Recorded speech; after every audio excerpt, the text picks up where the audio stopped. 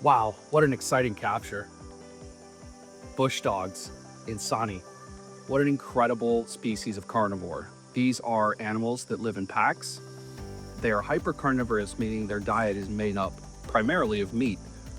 This is a type of dog that hunts in family groups. They're also excellent swimmers. This is a highly understudied species. And this is our first detection of bush dogs in 20 months of monitoring over dozens of cameras, making it a very special capture.